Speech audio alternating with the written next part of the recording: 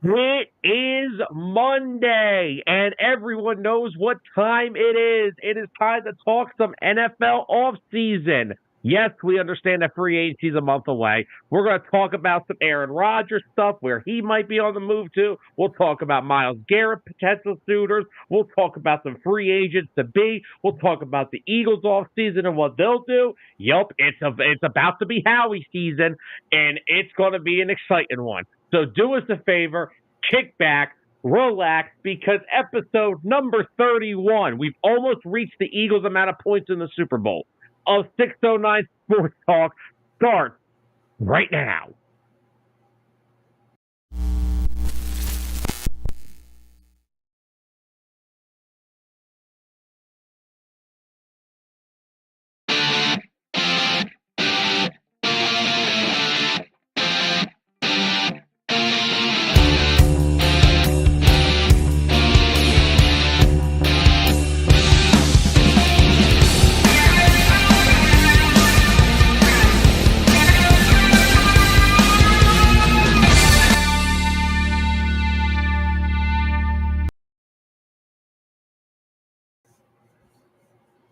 Through the gusty winds and the frigid temperatures across the Northeast, we welcome you all back in to another edition of 609 Sports Talk, live here on Facebook and over on YouTube. We are coming to you guys live from Hamilton, New Jersey. And of course, this is the show that unites fans, ignites debate, and will be making its debut on Spotify this week.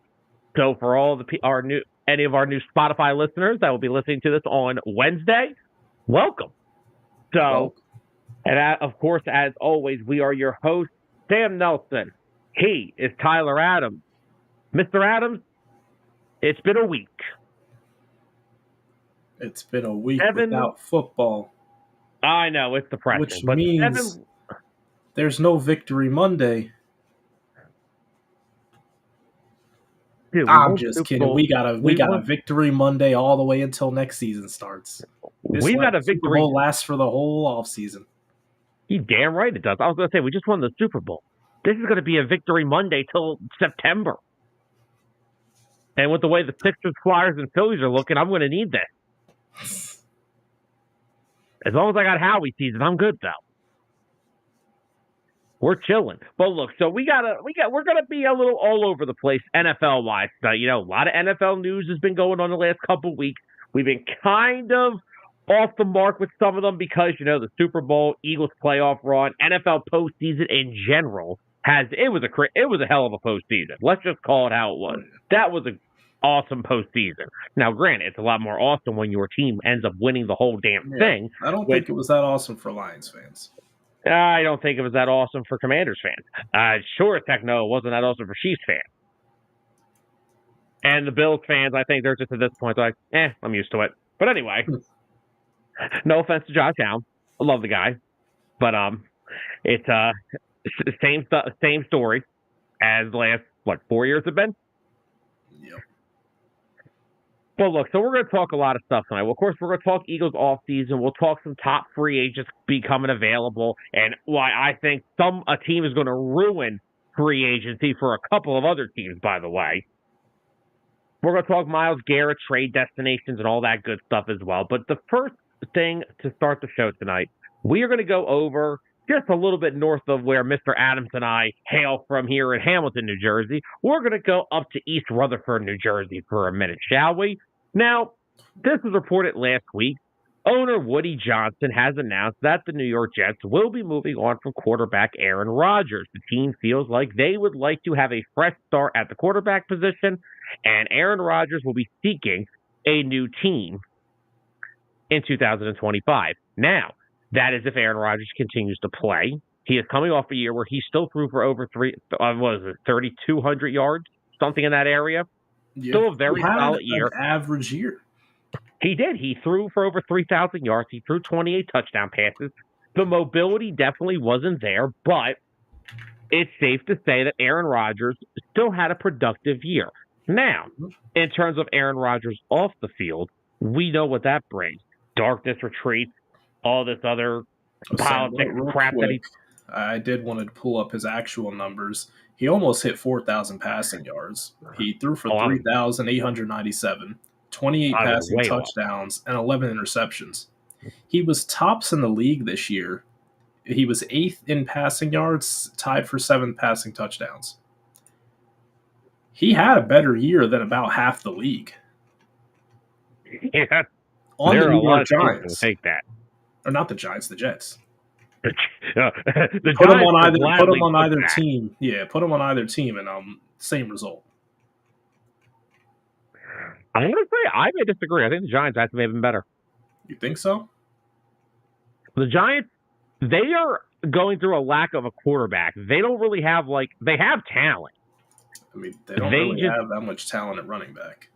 They're not dysfunctional as the Jets. I think that's a valid statement.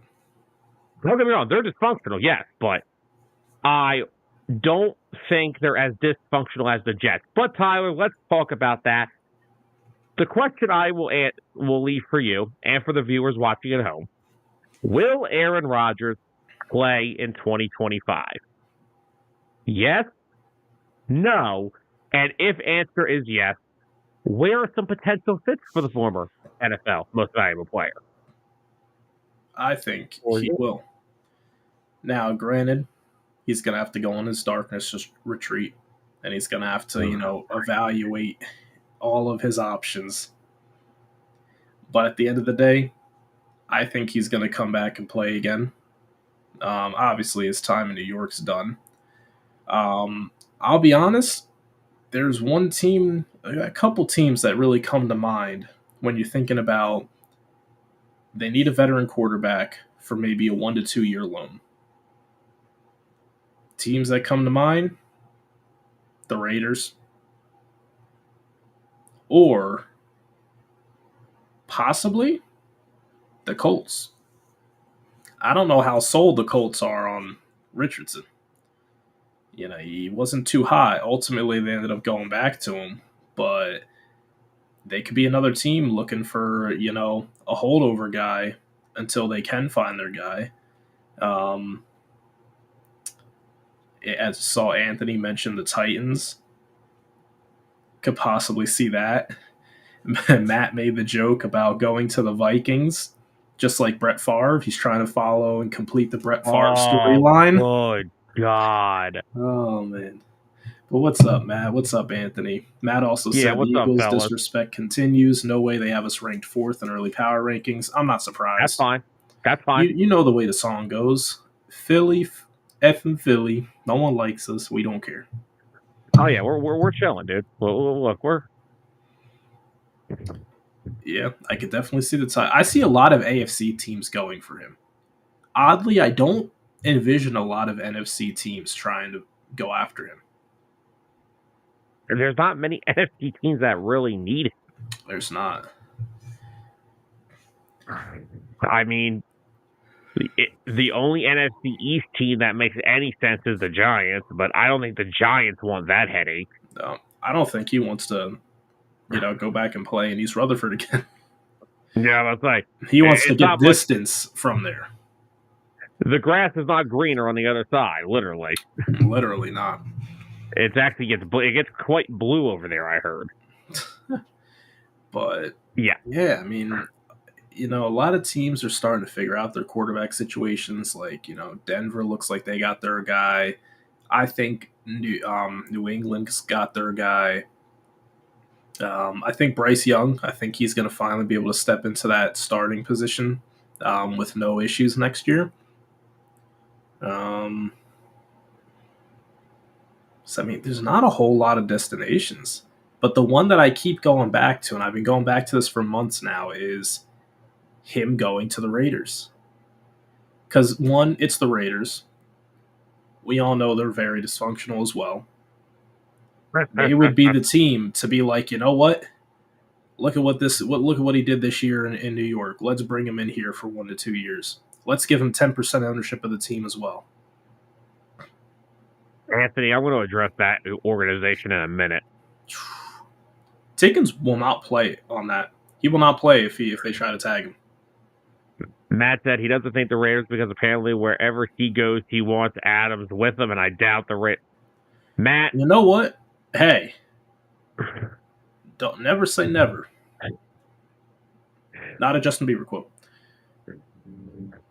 Because I don't. No, it wasn't like please do not, negative. Do not do song quotes. Matt and I already went through about a whole album of song quotes the other day. Don't do this crap to me right now, okay? But yeah, I mean, I can see the Raiders bringing back Adam. It's not like they left on bad terms.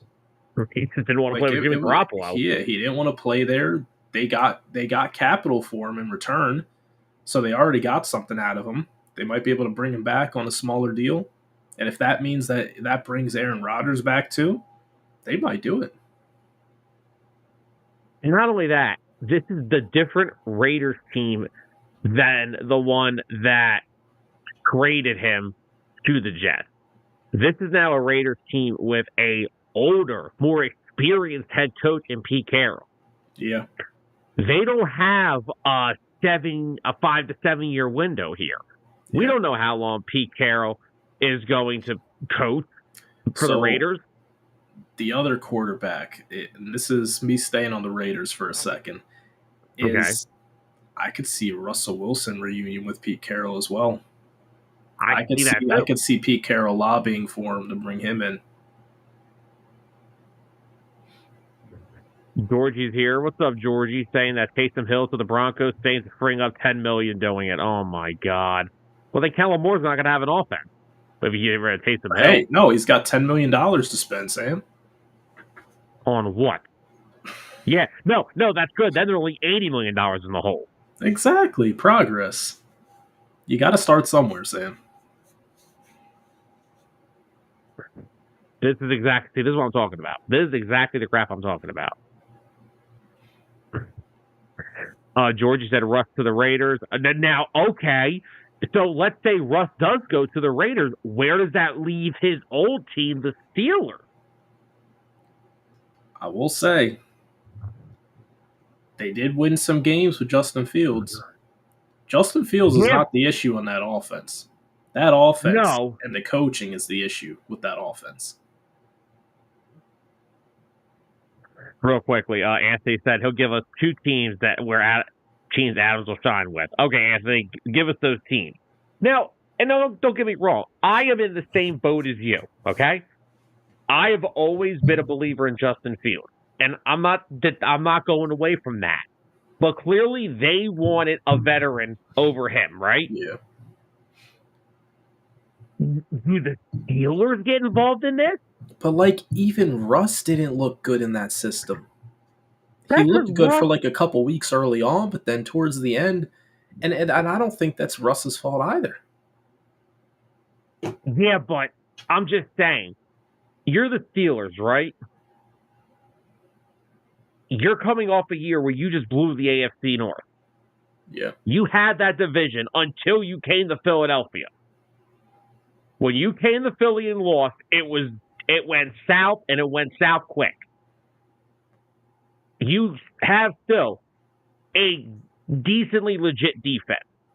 That defense is still going to play its ass off every week. You know who they're going to get? Who? You said you wanted a veteran, Sam. Kirk Cousins. Oh, good gravy. You like that? No. Anthony's saying the same thing. Russ to the Raiders. Raiders draft Sanders. Then they're better off with Russ. They might as well give Russ 5 more years then. Yeah.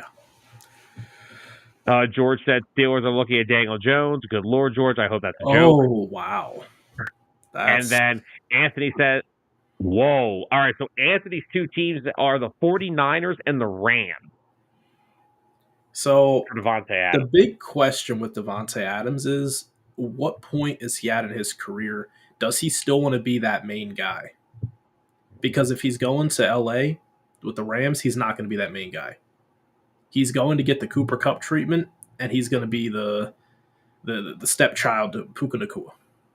And the 49ers offense is based off of spacing the ball to everybody, not just one guy. Yeah. So it's going to come down to a play style fit for him as well. Is he going to take on that veteran mentor role like we've seen other players do? Or is he still going to want to be that main guy who the offense is centered around? He's always the first option. I don't know. Yeah, because we saw some things in New York last year with him and Garrett Wilson. Not like they were butting heads, but it's tough when you got two guys wanting the football like that. Not everybody can have selfless guys like over here. So to circle back to what you were saying about Rodgers and the Steelers, I saw Matt just said, they need another wide receiver because Pickens is way too immature, and that's 100% true. He's a big problem with that offense. What if the Steelers are the ones to offer that combo contract to Rodgers and Adams? Because then you're putting Pickens at the 2, and then you're still having Freiermuth. You still have a solid run game. If Aaron Rodgers goes to the Pittsburgh Steelers, George Pickens is off of that team before the season starts. They will move him. They'll find a way. Because I guarantee you, Rodgers will not throw that man the ball once. Hold on. If Mike Tomlin didn't deal with Russell Wilson, you have an office on the top floor crap. You think he's going to deal with Aaron Rodgers' crap? I don't know. If he's on the hot seat, he might have to. But that's where and honestly, I love what you said about the Colts. Because here's the thing. Going into next season, Ballard and Steichen are fighting for their job. Yes, they brought them back for next year. Anthony Richardson does not look like he is. The hell with being a franchise quarterback, he doesn't even look like he's an NFL quarterback.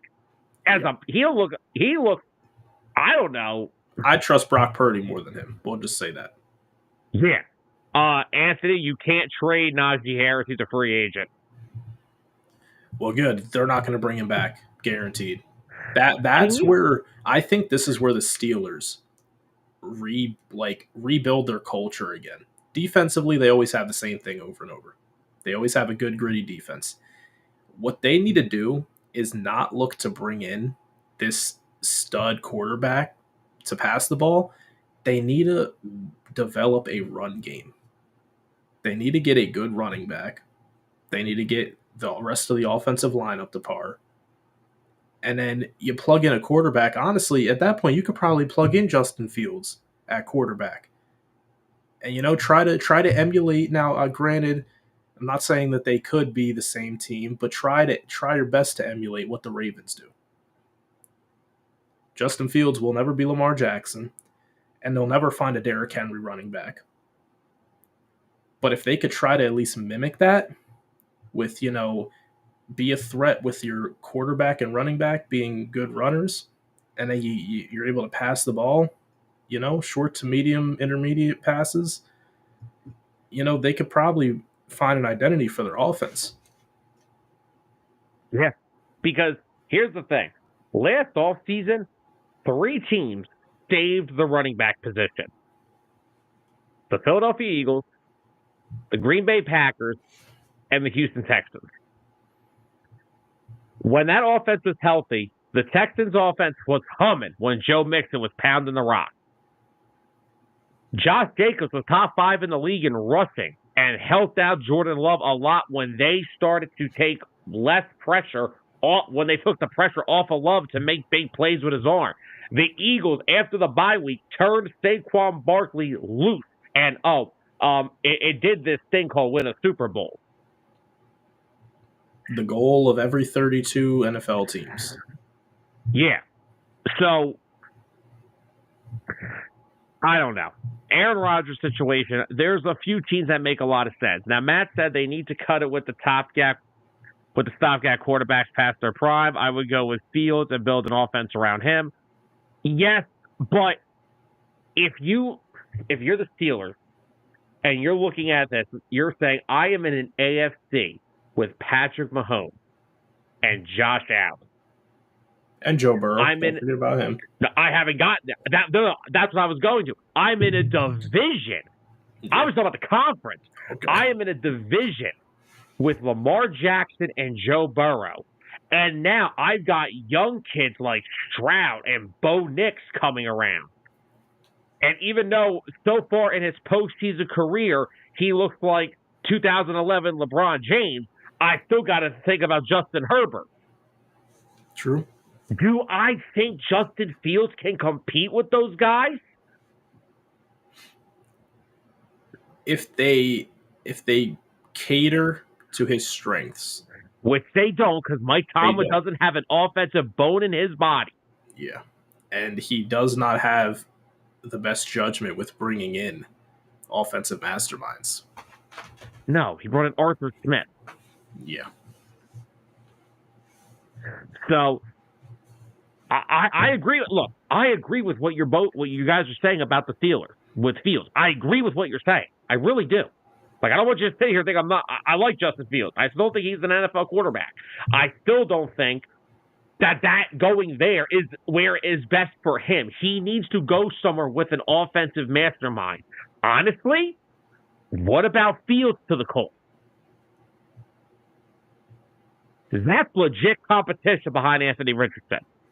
Yeah, it is. You could probably get him on a prove-it deal, too.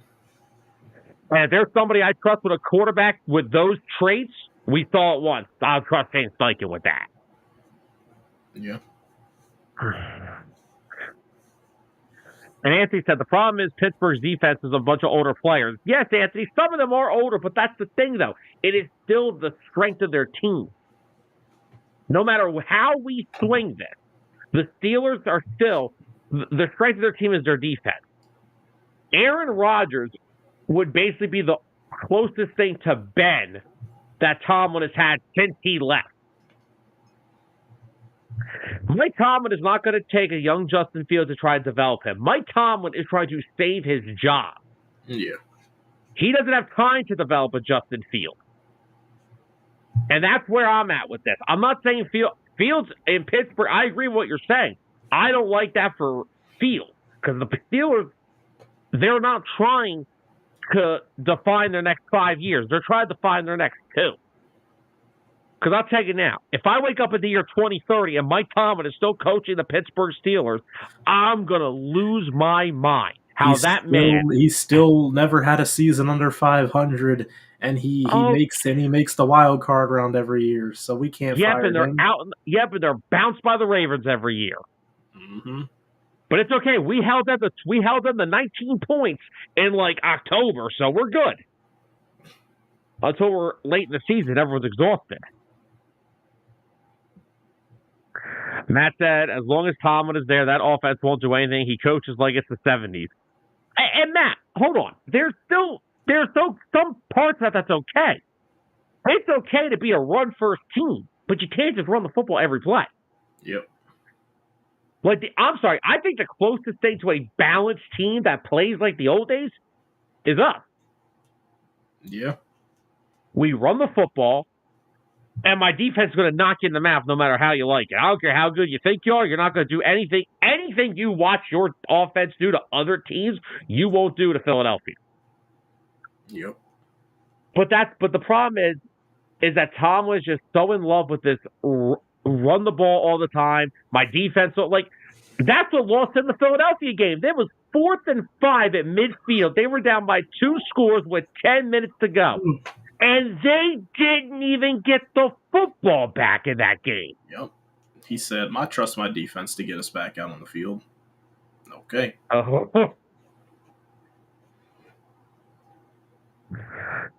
Yeah, Matt, no disagreement with needing a running back. Najee Harris isn't terrible, but he's not. Sam. He is. All right, here. I got the perfect example. He's a poorer version of Myles Sanders. Myles Sanders had better vision than him. Nah.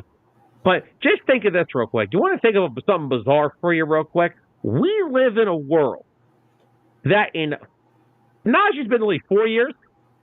I think so. Yeah, because they declined his 5th year. Yeah, so we live in a world where Najee Harris has rushed for 1,000 yards all 4 years of his career so far? Yeah, and we're saying that he's not good enough. But no, hear me out. We are living in a world where in 4 years, Najee Harris is labeled as a terrible running back, but he somehow ran for 1,000 yards every year. But somehow I believe it's 8 years, Alvin Kamara has never rushed for 1,000 yards. And half of those years came with Sean Payton and Drew Brees. Yeah. How bizarre Alvin is that? Kamara has made his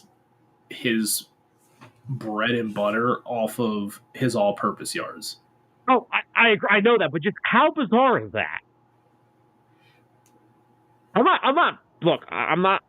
not comparing the players. I'm just saying how crazy is it that Najee Harris has more 1,000-yard seasons than Alvin Kamara? How crazy is that? Like, what world do I live in where this is real life? Yeah, well, there's a lot of teams that need to dip in the running back market this offseason. By the way, fam, do us a favor, put in the comments, Aaron Rodgers, where do you think he's playing in 2025? If you think he is. If not, you could say he won't because he's not playing. So give us your thoughts. Put it in the chat. You know the deal. So Anthony said, would you trade Matt Stafford and draft Riley Leonard? Cool. I like Riley Leonard. I do. And the Rams sold their soul for that Super Bowl. But to trade Stafford, then that kid's not going to have anybody to sit behind him and learn from. They don't have a choice, dude. The Rams are strapped. They are strapped to the plank.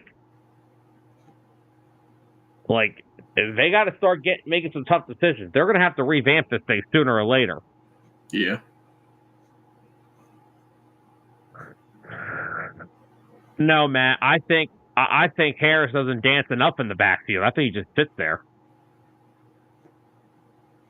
You got me with Sanders, but yeah. Matt said he has a feeling that Leonard doesn't get drafted at all. I disagree with that. Yeah, I disagree. Somebody will take Riley Leonard. Yeah. Hold on. If Brock Purdy could be Mr. Irrelevant, Riley Leonard can get drafted. If Jalen Milroe is getting drafted, Riley Leonard is getting drafted. I would hope so. Because some people are even thinking Milroe may be a first rounder. Get the hell out of here.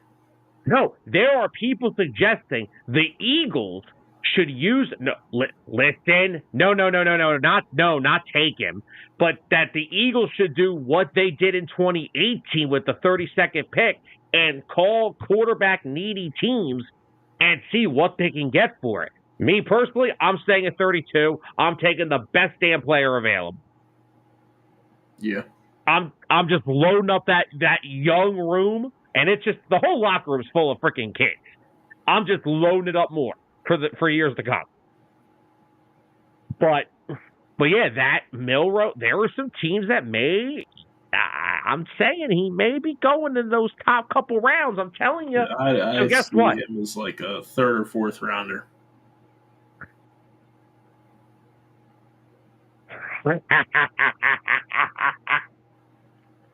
Matt says the Eagles should trade Kenny Pickett and sign Jameis Winston. You know what? If we can get those famous Jameis speeches in the locker room, I'm cool with it. Can you imagine him doing an interview next to Jalen? He would be doing Jalen's interviews for him. He would just go up to Jalen. He'd be like, "Just write down what you want me to say. I got you." Jalen's going to go to his publicist. Don't you dare write a damn thing down for that man. It was a great win. Jalen ate a W. The whole team ate a W. That's Jalen looking at him. The hell did I eat? This is Philly. We eat things here, buddy. What's up, Carol? Carol's coming to say hi to everyone. It's so weird that you see Carol's first comment is the one that makes you feel like, wow, no Victory Monday. Yeah. But it's always Victory Monday because we're the Super Bowl champions.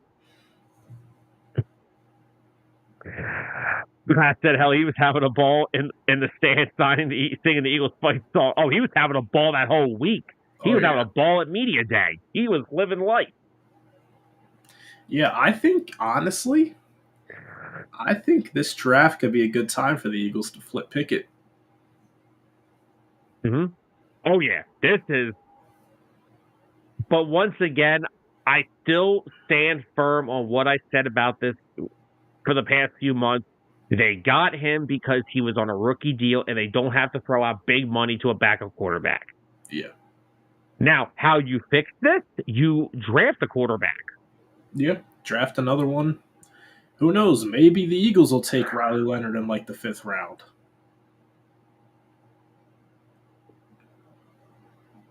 Yeah. Because you still got to think Tanner McKee's still on a rookie deal. He's proven himself as being able to step in and be a backup. I don't see why he can't be the backup.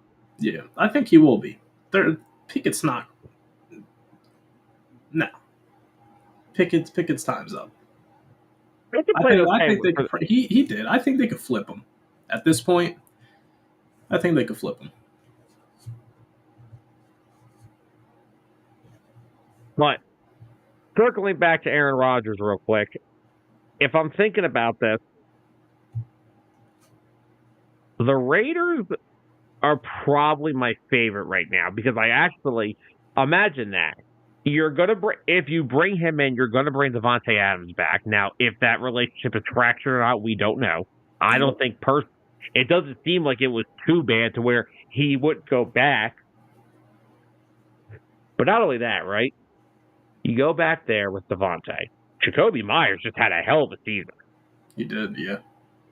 You put those two on the outside. Now you've got Meyer and Bowers in the middle. All you got to do is beef up that offensive line a little bit, maybe with some free agent additions, add a solid running back, go spend the rest of your time fixing the defense.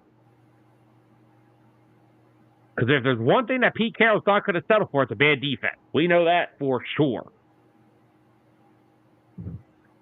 Anthony said, overall, I think Jackson Dart is a better quarterback than Riley Leonard. He might be, too. Look, guys, we are going to talk about this all the way up till April leading up to the draft. This quarterback class is not good. No. So you wanted to say the word, Sam. You wanted to say the word, but you didn't. It stinks. I'm trying to be nice. It does. It's not a good one. Ward could be good given the right circumstances. I don't think Shedeur was that good of a college quarterback. I think he was highlighted by other parts of his team. Travis Hunter. And the coach of the team, his dad. Yeah. Oh, do you see people are outraged that Shiloh wasn't invited to the combine? I wonder why. Now, here's a guy who really stinks. We're trying to be nice here. Tyler, we're a PG show. Come on. What's wrong about that? That was PG. He stinks. But here's where I'm at. Now, the other reason I would love to see that, I want to see Aaron Rodgers being coached by Chip Kelly. Bruh. I want to see that.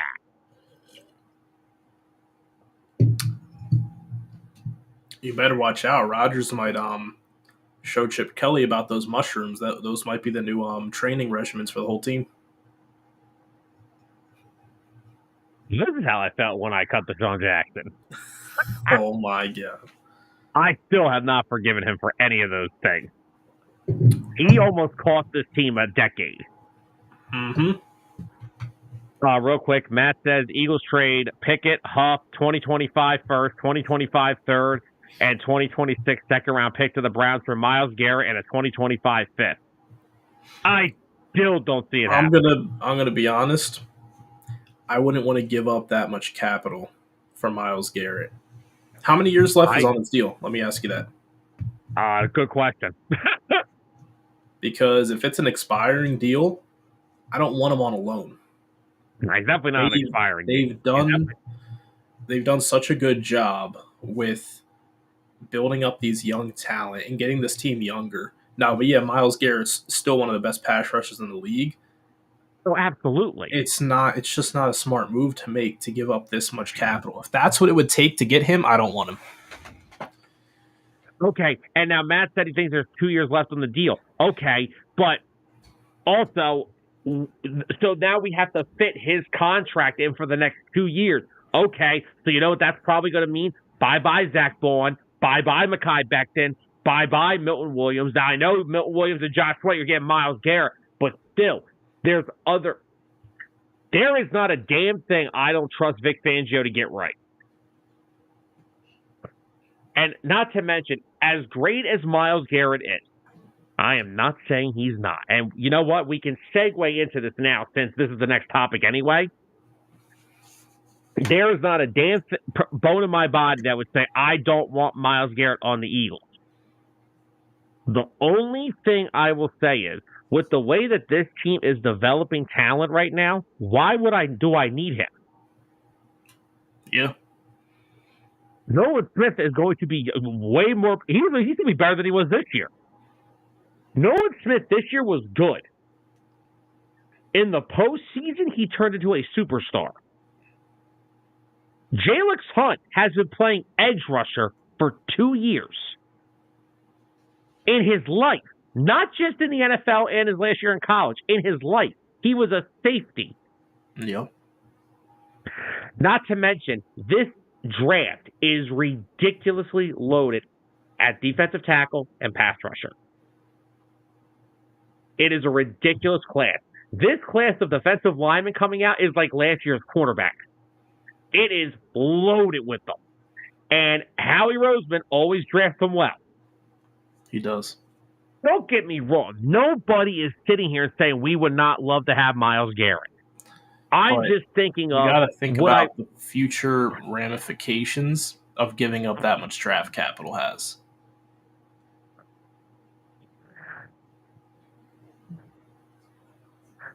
Honestly, Matt, yeah, that's as of right now, yeah, those are your starting edges next year. It's Hunt and Smith.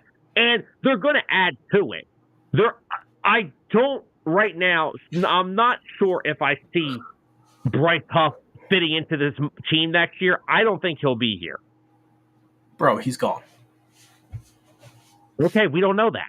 We got to wait and see. He's gone. Okay, well, guess what? For the next month, he's still here. So I can't assess that until I see that he's gone. He's still here. Fangio probably told him to clean out his locker. Who knows? Maybe Fangio turns him into just a third down pass rush specialist instead of starting him as a 3-down guy. I think Fangio would rather find an undrafted kid and develop him than try to turn Bryce Huff into a third-down pass rusher. Well, he turned a safety from Cornell into an edge player, okay? So I think we're good. Exactly. Now, don't get me wrong. They still got to find – so that means they need to find 2 more because you got to replace Sweat and BG. Now, who knows? Maybe Sweat comes back. Maybe BG doesn't retire. We don't know yet. That is true. Are things that – but if you're telling – like, if I'm sitting here and saying, would I rather have Myles Garrett and then lose my first-round pick and that's it? Okay, but – this team thrives off of depth. And if you're telling me I could get Nolan Smith, Jalix Hunt, and then having maybe Josh Sweat come back, and I draft another edge rusher, and maybe I draft TJ Sanders, the defensive tackle from South Carolina, okay, I'd rather have that. I'm just loading up. Yeah. One thing that we know about Vic Fangio this year, he loves to rotate his defensive line to keep his guys fresh. And damn if that didn't work throughout the entire season. Yep. So I do want to see how this all plays out, but I don't think Myles Garrett will be an Eagle. Myles Garrett is the move a team like Dallas is going to make to keep them relevant for a year. Yeah. Oh, newsflash, now we can't pay Micah. They would do that too. They would trade for him and be like, all right, Micah, see ya. Just generational edge rusher, just let him walk. To Philly. To Philly. Now, there's another thing. Now, let me say that. What would you rather do? Would you rather trade the capital for Garrett or just, I'm not saying it's going to happen, but would you rather trade the capital for Garrett or just wait until Micah hits free agency? Wait until Micah hits free agency. Exactly. So I'm not saying Micah Parsons is a better player than Myles Garrett. I'm not saying that. I'm gonna actually say I think Micah Parsons' impact on the field as a whole, the way he elevates that Cowboys defense. Now I'm not gonna finish that sentence and say he's a better player than Myles Garrett, but I'm gonna say Myles Garrett is a great individual player. I see Micah Parsons elevating that whole Cowboys defense. Bold statement. Bold statement. Just real quickly on some of the comments that I did miss earlier, Anthony did say that it's a plus 250 for Rodgers to go to Pittsburgh, which I still think is a very realistic thing that could happen. Okay. Matt says he thinks the Eagles let Slay go, move up in the draft, and take Benjamin Morris. I haven't done any draft cap stuff yet, so please don't try to act like I know who these guys are yet. I haven't gotten that far. It's February 17th, people. We're still celebrating the Super Bowl. Yeah, right? And Anthony said Raiders will want more from Max Crosby and the Browns want from Garrett. Oh, that's a good question. That would be interesting. Are insane. So I believe that. Hold on. If I'm Pete Carroll,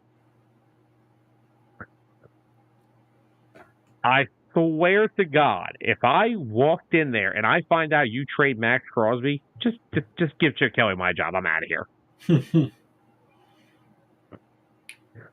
Yeah, Anthony makes a good point too. You know, we're talking about this quarterback stuff, and still the Steelers currently have no quarterback. They're all free agents. They don't know what they're doing. They might take Kenny Pickett back. No. Why not? Doesn't affect us. All right, so Matt is bringing up that Morrison is a corner for Notre Dame who was ranked the number one corner in the country the last 2 years, but got hurt this season. Matt, so you're telling me honest, guys, if Darius Slay is not an Eagle next year, disappointing? Yes. But if for some reason that Darius Slay is not here, we already know who's starting opposite of Quinyon Mitchell. It's Isaiah Rodgers. Yeah. And even if they do draft that kid Morrison, it's still going to be Isaiah Rodgers.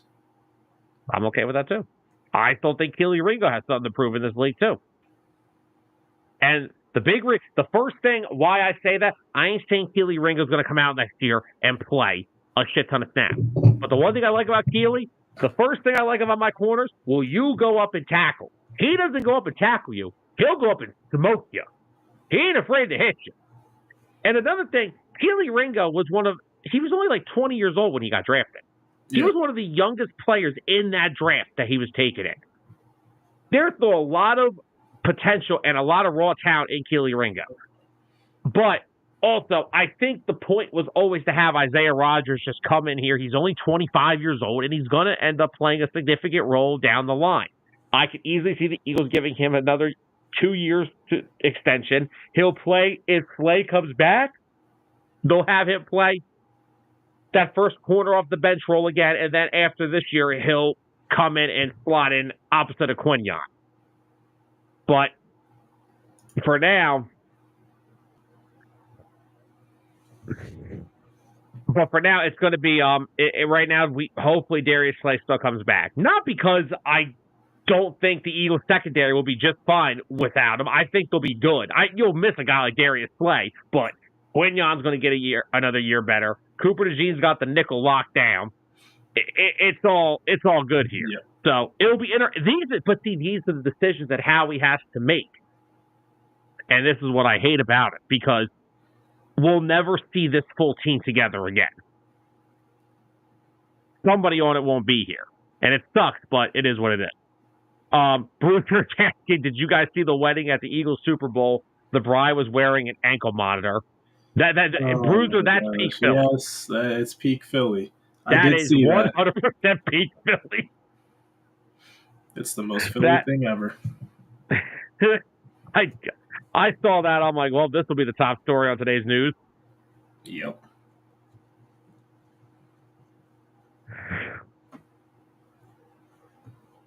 Oh, Matt Howie will figure out something. But here's the thing. I think the splash free agency moves will be keeping their guy. I'm okay with that. I don't got to walk out of free agency with T. Higgins. I know we don't need T. Higgins, but no.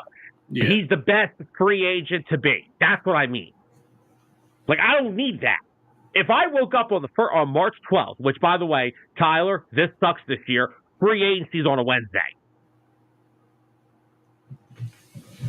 We're not lucky like last year where it fell on our show day. Yep. But it's okay. We'll have good coverage for the following Monday. If I woke up, and now, you know what? While we're talking about Myles Garrett, I do want to give into my prediction. Now, Tyler, we've talked about this off camera. My bold prediction, I think the two guys that Howie's going to keep,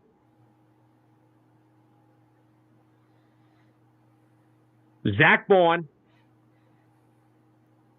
and I think he's going to keep Milton Williams. Okay. Here's why.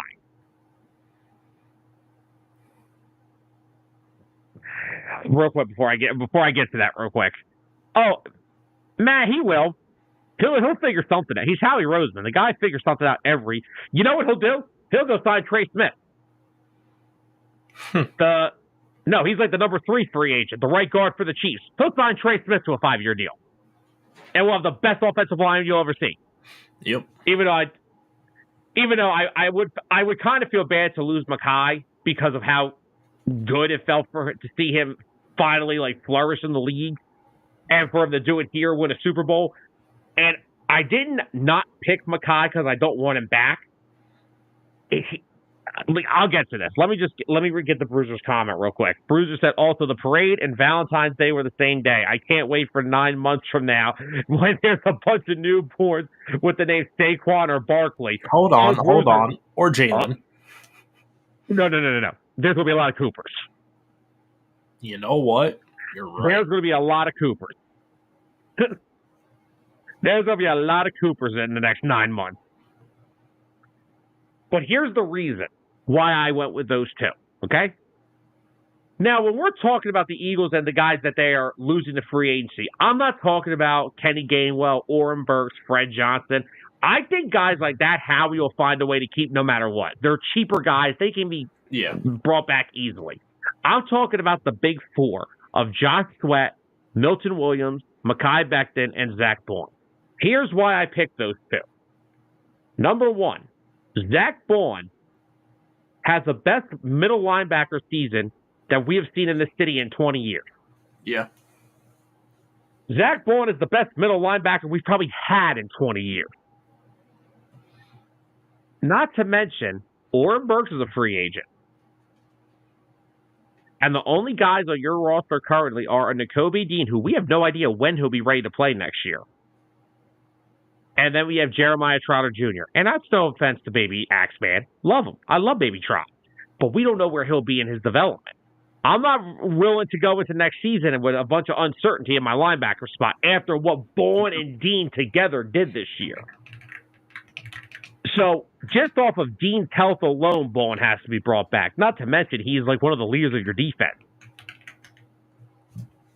And the reason I picked Milton Williams, number one, I love Josh Sweat. And I think the Super Bowl was his crowning moment as an Eagle. Josh Sweat was barely a candidate to be brought back after last year. Yeah.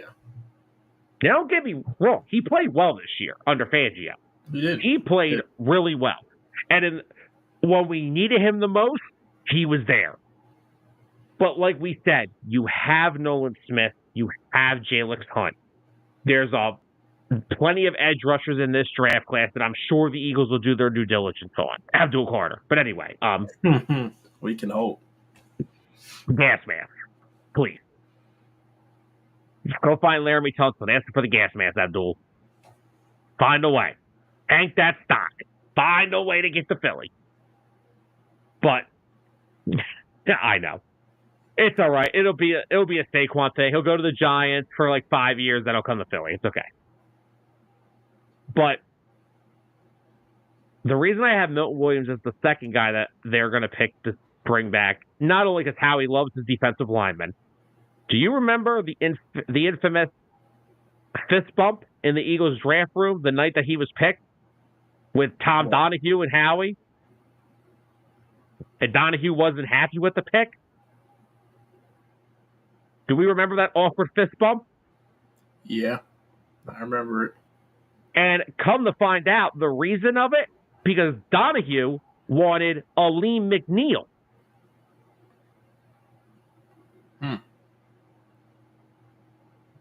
And Howie Roseman now, he looks pretty damn good for that pick.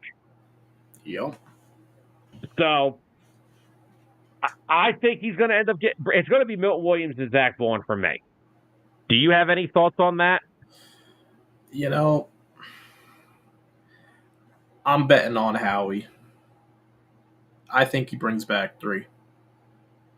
I think he finds a way to bring back Vaughn, Becton, and Milton. Milton's going to cost him the most money. I think Vaughn's going to cost him the second most. I think Becton wants to play here, and I think I think he would be willing to take a little bit less to play here. Okay.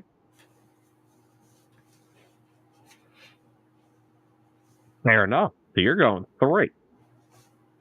I'm going he finds a way to bring back 3. You're going with 3.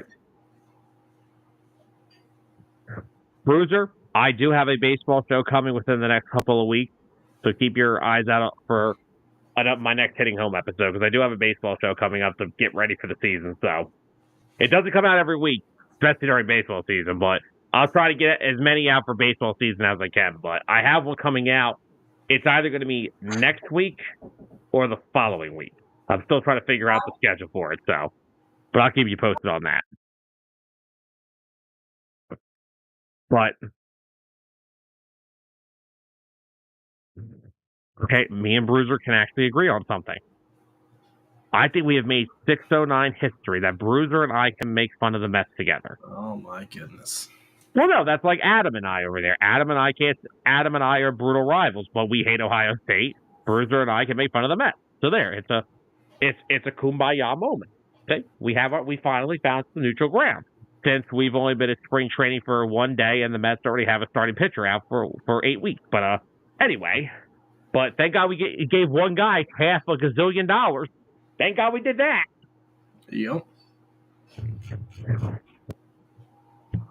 I got my opinions on that I'm going to save for my Hitting Home episode. But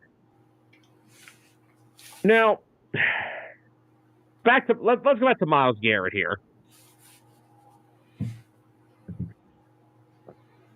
Matt, they're better off getting rid of Jair Alexander. The dude can't stay healthy. Yeah.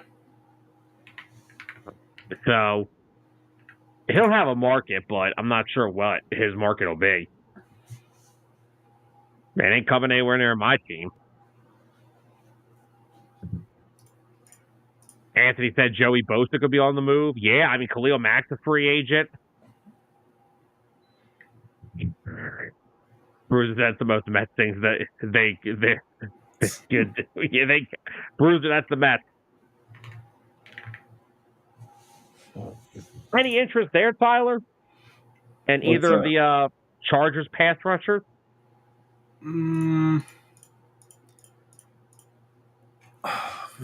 They're both veteran guys. Bosa can't stay healthy. Yeah, but if you move them to a team that rotates guys. Yeah, I could see them being like late additions that they might bring in. Seeing how everything goes with the draft and all. Yeah. Because I don't see them just going out swinging for the fences with a 30-something-year-old Joey Bosa. And Mac's even older than that. Yeah, exactly.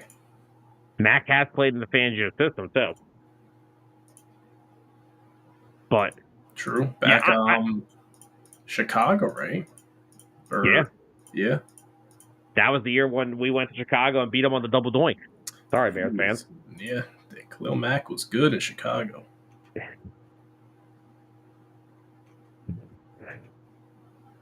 Yeah, honestly, Tyler, I'm right now. I may be in agreement with Anthony. I think Garrett to Washington is just a clear cut going to happen.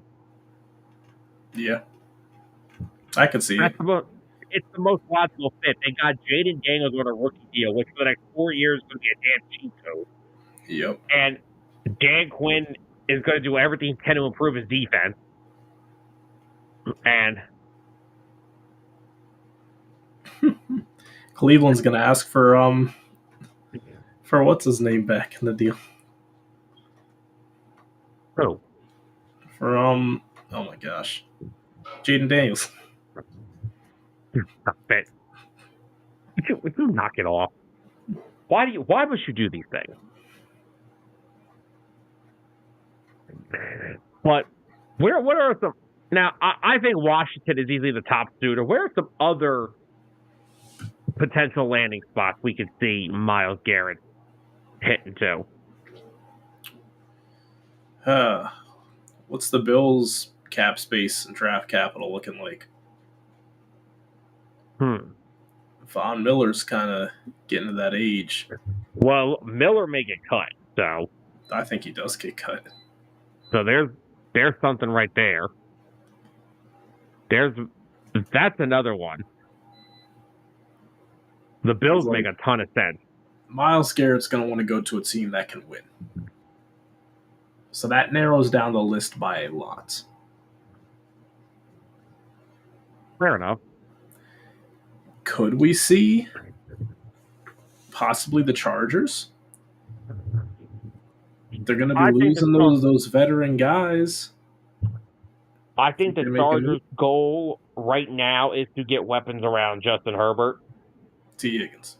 Gotcha. That's not happening. Yeah, they're going to franchise tag him again, and he's not going to play for him. Really? The Bengals are approaching some really dangerous levels of stupidity. They are. Because they still haven't locked up Jamar Chase yet either. No, and this is the game they'll play. They'll say, oh, well, that's why we're not extending Higgins then. Yep. But there's a whole different aspect to that whole thing that we'll get into. But I'm trying to think. What about a team like San Francisco? San Fran? Add him to that front with Bosa and freaking Warner? Yeah. Because their cap isn't that terrible. They're trying to unload Debo, so. What would they trade away for him, though? Do they have the draft capital? They might have the cap space, but do they even have the draft capital to make that happen? They're going to trade Purdy. They're not going to. I still don't think the Niners are going to pay Brock Purdy. I don't think so either. He's been a solid quarterback for them, but I think they're looking for the next guy. Like the guy. They haven't had that guy since the 90s. Exactly. Ooh. Anthony brought up a good one.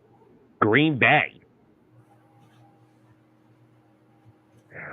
Well, I mean, they're going to cut Jaire Alexander, so that's going to save some money. Yeah. And if I'm getting rid of my corner who can't stay healthy, I might as well go get an elite level pass rusher. I'm trying to think. What about Detroit? Pair with Aiden Hutchinson for a minute, shall we? Could they pull that off? I don't think they could pull that off. I doubt they could pull that off. They couldn't. Wait, hold on, Sam. They couldn't even pull off a good trade to replace Hutchinson when he went down early in the year. They traded for Zadarius Smith. And Zadarius Smith is solid, but that's not a replacement. Trade for? But that's what I'm saying. If they couldn't trade for someone better than him, they're not going to be able to trade for him now. They take the trade deadline, dude. This is the offseason now. Still. No, not still. It's a big difference. Still.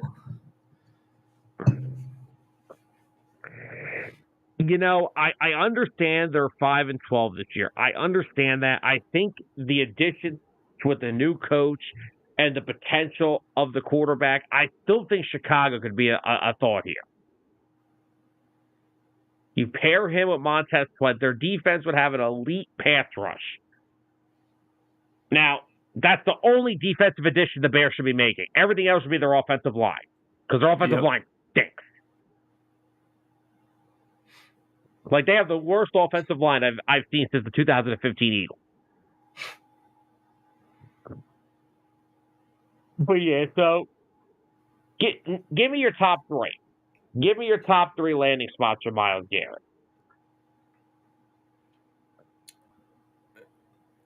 Dallas Cowboys, New York Giants, Washington Commanders. Why? No. Commanders, yes, I can see that in there. I could see Buffalo making a move for him. Or I don't think the Ravens would pull it off. I don't think the Ravens would pull it off. Yeah, I don't see the Ravens involved in this much at all. I think the Packers are a good one. I like that idea too. Packers, Commanders, or Bills. Those are my three teams. All right. I'm going to go. And now the Chiefs are going to trade for him. Okay, and it's still not better than the Eagles. First of all, after what we just saw the Eagles do to the Chiefs, every AFC team should be calling for Myles Garrett. Because that's how you're going to beat the Chiefs. You got to beat them up front. Yep. I tried telling people this all season. The Chiefs' offensive line is not good.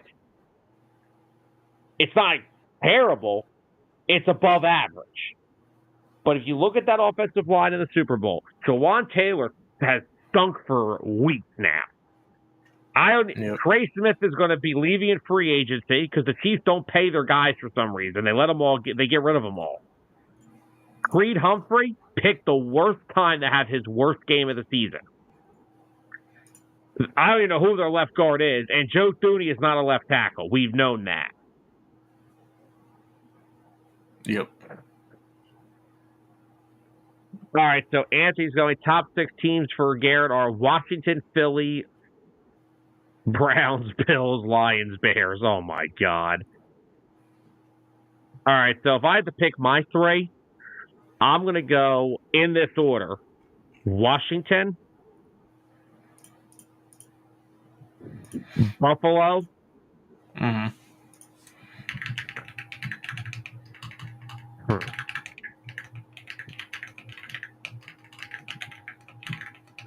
I'm gonna put Philly at 3. Really? Because, like you said, if he would figure out a way to keep 3 of those guys that you want to keep, he'll think of keeping 2 and then going and getting this guy. The reason I'm only putting it 3 is because I will never doubt Howie Roseman. We don't know what this man is capable of until he does it. If there's anybody that will figure this crap out, it's Howie Roseman. And then right behind them, I would have the Bears. I don't have a team with already an elite pass rusher going after Myles Garrett. So Anthony's asking, do the Lions have the cap space? I don't know. They just paid Amon-Ra. Goff's on a contract. They extended Montgomery. I don't know what the Lions' cap's looking like. I don't know if the Lions can make that work. But again, if you're Cleveland, right? If Detroit calls you, the first thing you're saying is, okay, what one of those pretty offensive pieces are you giving me? Yeah. You want to give me Amon-Ra? You want to give me Jameson? You want to give me Gibbs? Who are you giving me? I'm not giving you Justin for nothing. Yeah. That's where I think Philly backs off, because knowing Cleveland, they'll say, oh, we want Jalen Carter. Well, that's not happening. No, not at all. That's why I see a team like Washington makes a lot of sense, because if I'm Washington, I have no issue if they say, oh, well, I want back Daron Payne. Here you go. I got Newton and Jonathan Allen still. Oh, I want Jonathan Allen. Here you go. The only two guys that aren't moving to Cleveland in a Garrett trade is Jaden Daniels and Terry McLaurin. Everybody else, take them all. You can take the whole roster if you want to. And maybe the only other guy that I would be hesitant on was Mikey Sanders still. That's because he actually looks pretty damn good last year. Yeah. But even him, I may consider it. For Myles Garrett, I mean, you just saw who the reigning champs are. The best offensive line in football. You got to beat it somehow. Now, I don't think Myles Garrett helps you beat my offensive line. I thought they were too good. But Anthony, let me help you here. What has Deron Payne done since he got that contract? Yep. What has Deron Payne done since he got that contract? He has been a big old flat of ghosts every time I see him. And again, you're getting back Myles Garrett. That's a game changer. Yeah. That's a huge game changer. Because the Browns are going to ask for one of them. Either him or Jonathan Allen. Now, I would prefer to give Jonathan Allen. But that don't mean the Browns are going to take him. Exactly. So, I think my top one is definitely the Commanders. I hate to say it, but the Commanders have the potential to put together a crazy offseason because of how much money they're going to have. Yep. So yeah, I'm going to go in that order. Washington, Buffalo, because Buffalo's another one. Buffalo needs to get some defensive talent. Anthony said, I'll drive out to the airport myself. Oh, my God. He's dropping them off. Oh, my God. Uber talk. Buffalo needs a lot of help defensively. That's why. See, this is the problem. This is what the Eagles learned from playing the Chiefs one time, and that the Bills haven't learned at all. You have to go up to the Chiefs and punch them right in the face. You got to treat them like the bully in school that you had to stand up to. You got to punch them in the face, and that's how you're going to beat them. You have to beat them up front, make Patrick Mahomes run around for his life like he's freaking like his hair's on fire, and get to him and hit him and attack their offensive line. The Bills just think they're going to keep outscoring the Chiefs and beat them. You're playing right into Kansas City's hands. If you are trying to sit there and play and talk to like you're going to beat the Chiefs in a shootout, good luck, because they're going to beat you every single time. So if I'm Buffalo, another team, what do you want what do you want from me? I don't have any untouchables. Oh, I don't want to give up Shakir. Really? That's cute. The only things I'm not trading you maybe on the offensive side on my team are Josh Allen and Dalton Kincaid. Want Dalton Knox? Take him. Yeah. Definitely the Bills to be the first AFC team to be calling that. Because if they want to get over that hump, they're going to start improving that defense somehow. Because they can't keep trying to outscore the Chiefs. We've seen the story how many times now? Too many. Yeah, we're on page 5? This is like Brock and Roman. No, the Bills and Chiefs rivalry has more chapters than Star Wars. That's where we're at. We're at the point where we got to call Disney just to come up with some new names for this stuff. But yeah, I don't know. So I want to circle back real quick. I do want to circle back to something that we were talking about earlier before we get to T. Higgins and all that. We've been talking a lot of the beginning of the show, and we're only at an hour and 9 minutes. I don't expect it to be a very long episode. But, we were talking earlier about Justin Fields. We were talking about Aaron Rodgers. We were talking about Russell Wilson. And I'm kind of curious, where does this leave a guy like Sam Darnold? What are we thinking about? Where do we see that situation heading? That's a difficult situation because I think there's a big part of the Vikings organization that would want to bring him back. But the only way they bring him back is with a multi-year deal, and that it essentially washes out the kid that they drafted starting in the next year or two. Yeah. But if they don't bring Darnold back, the kid might not be ready. Plus, coming off an injury, there might be some rough sledding starting out early on. They could. Now, so, that's a tough one. Okay, well let's start. Let's ask this question. Okay, where do you see? What kind of deal do you think Darnold's going to get? Let's see. How much did Daniel Jones get? Oh, good Lord.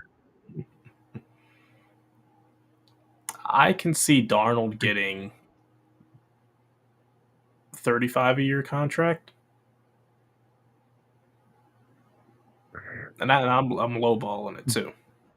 I could see him getting something like 3 for $120. Yeah, I could see that. I think that's $40 million a year. Yeah. It's not top tier of quarterbacks. I mean, look, Trevor Lawrence is making $50 million a year, okay?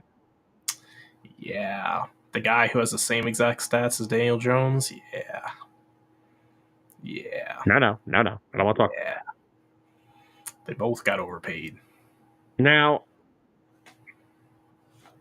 again, Minnesota's put themselves in a tough window here because you were hoping all he was going to be was that bridge quarterback to J.J. McCarthy. The only problem is no one expected Sam Darnold to have that type of a season, even with those weapons that he had in Minnesota. Yep. Now, do you keep Darnold and do something with McCarthy? Do you try to trade McCarthy to a team maybe last year that didn't get a quarterback that still may really like him?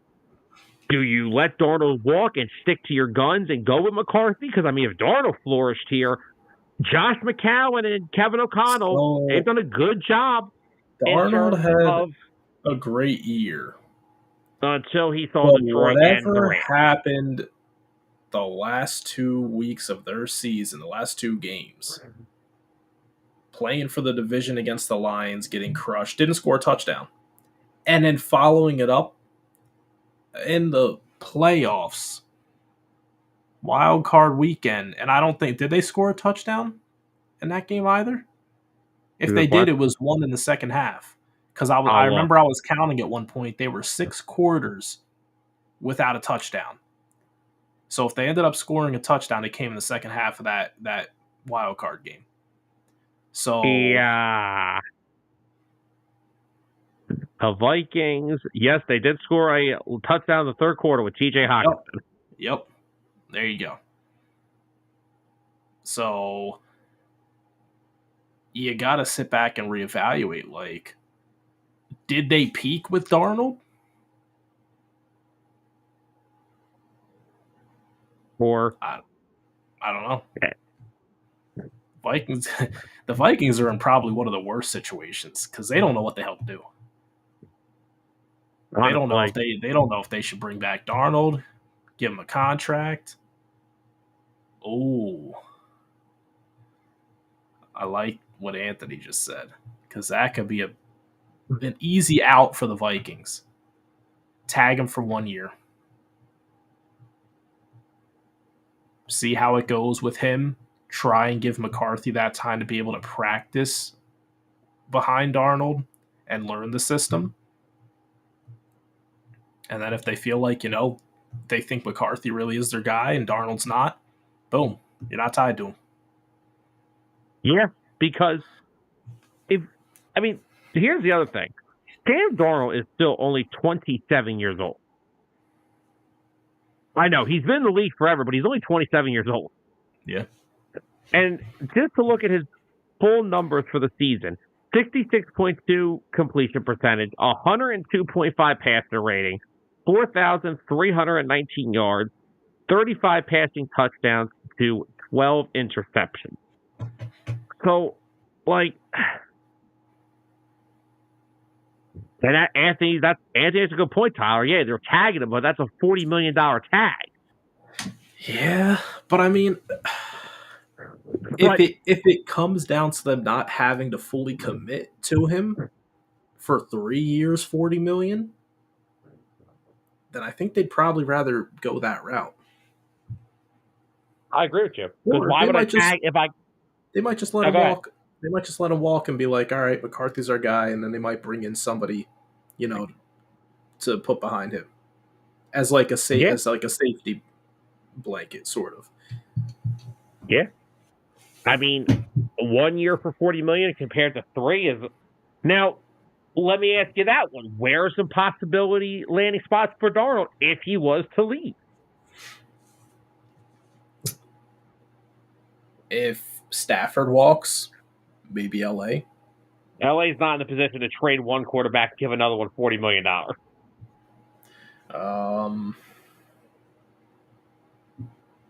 Cleveland's going to need to address the quarterback room. They ain't got money. They don't got money either. The Raiders. Indianapolis. The Raiders. Pretty much all the teams we talked about Rodgers earlier. I feel like the Raiders are literally going to be on every quarterback's list of options. Yeah. What about the Giants?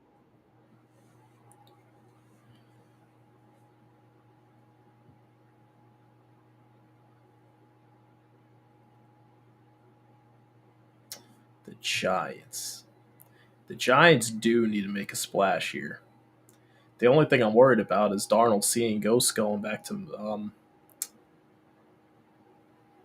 MetLife. He might be scared. He might be scared to do that, honestly. He might be. Because here's the thing, right? If you're the Giants, you thought you had your guy in Daniel Jones, right?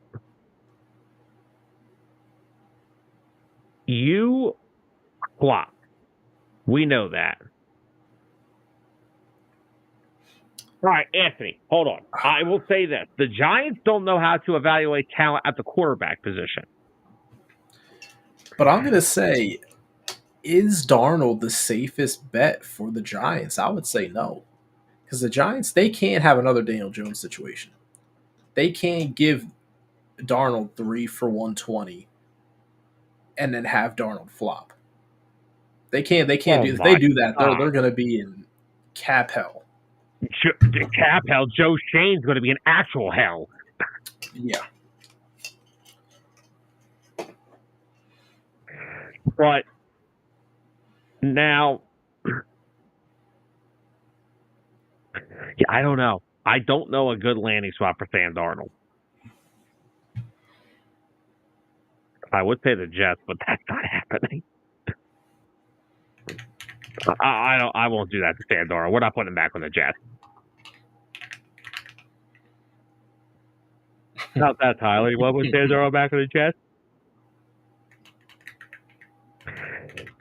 All right, you wouldn't want that. I'm looking. Yeah, I'm like, there's not many teams there that are. Yeah, see, like, we're not. Hell, could the Niners look at him again?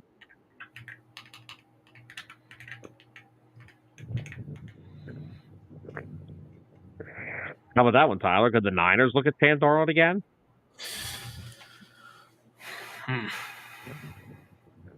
If they're really not sold on Brock Purdy, they might. Yeah, but that's also a big if I'm just looking at all this Sam Darnold stuff, like I take like everything I said about him beginning of the season, I said prove it to me pretty much. I said, I'm not going to believe you're going to be able to make this comeback unless I see you do it. I saw him do it. But those last 2 games of the season are still stuck with me. Now, it's not all on him, but he's still a part of it. And we all know his days with the Jets and then what he tried to do with the Panthers. Every team that we talk about, I just go back to what are they going to be getting themselves into? Because I think at the minimum, all these teams are going to end up giving him a 3-year minimum deal and probably close to $40 million. Oh, yeah. So if the Niners give him three for $40 a year, and he goes there and he's not better than Brock Purdy, then they're screwed as well. Because they could probably extend Brock Purdy for a lot cheaper than that. They could probably give Brock Purdy $30 million a year and he'd be happy. That's probably about what he's worth. Yeah.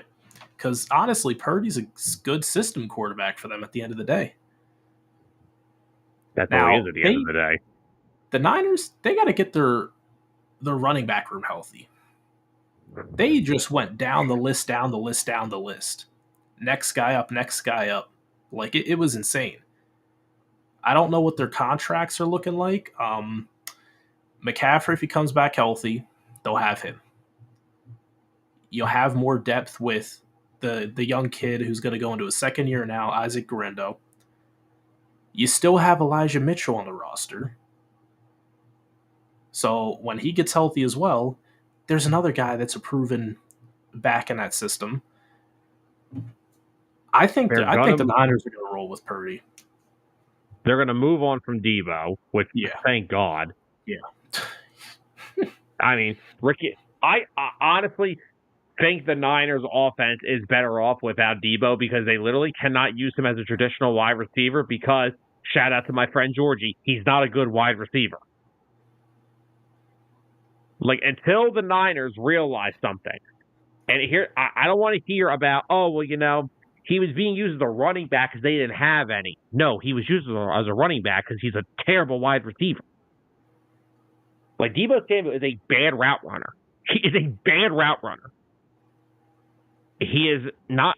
The Niners are better if they can actually have wide receivers that can open up the field. Ayuk, Ricky Personal had a really good end of the season for them.